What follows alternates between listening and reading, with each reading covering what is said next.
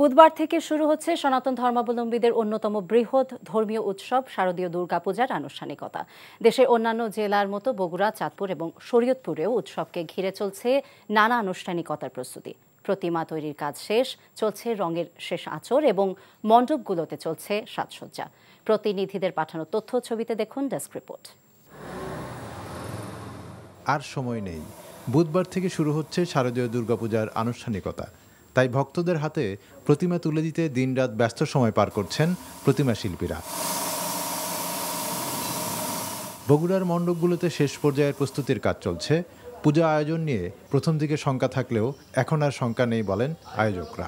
এবছর জেলায় 534টি মণ্ডপে দুর্গাপূজা অনুষ্ঠিত হবে, যা বিগত বছরের তুলনায় কম। গতকাল মহালয়ার ভিতর দিয়ে আমাদের পূজার উৎসব শুরু হয়ে গেছে।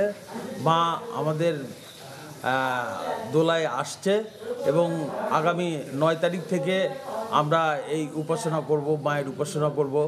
যে পূজাটি উদযাপন করতে যাচ্ছি আমরা, এই পূজাটা আসলে সার্বজনীন পূজা, সবার জন্য এই পূজা, সবার কল্যাণের জন্য এই পূজা।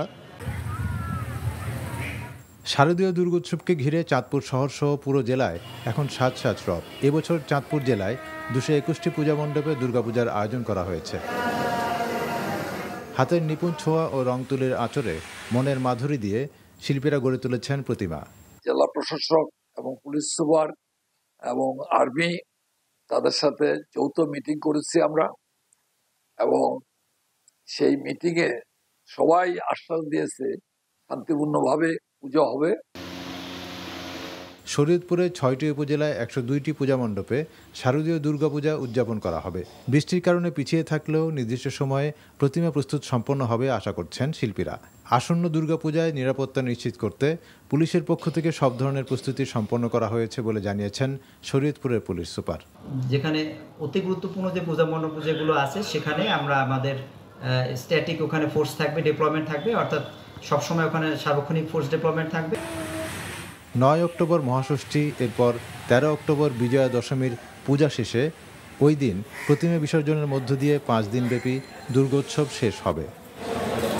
আহমেদ শরীফ, NTV নিউজ ডেস্ক। টাকা চুরির জন্য যদি আমার গলায় জুতার মালা পরাইতে হয়, তাহলে আমার শালীর সাথে প্রতারণা করার জন্য তোর ফাঁসি হবে। দুলা ভাই, আপনার তো ঘর জামাই বইলা একটা পরিচয় আছে, আমার তো তাও নাই।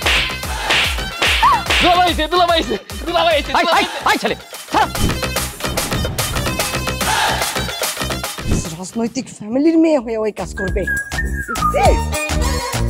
যারে পাবো আরে পিটাবো, রক্তের নেশায় ধরছে, রক্তের নেশায়, কাঁচা রক্তের নেশায় ধরছে। তোমার এই পলিটিক্স আমার বাম পকেটে থাকে। পাঁচুদের বউরে ঝামেলা পাকাই। এই বেটাই, আমি তখন বিয়ে করিনি। দুইটার আমি গুলি করে মারু। মাসুদরা কোনোদিন ভালো হয় না। আপনার পোশাক আশাক দেখে কিন্তু আপনার তালুকদার বংশের লোক মনে হয় না আব্বা, আপনার মনে হয় যে আপনি ফকির বংশের লোক।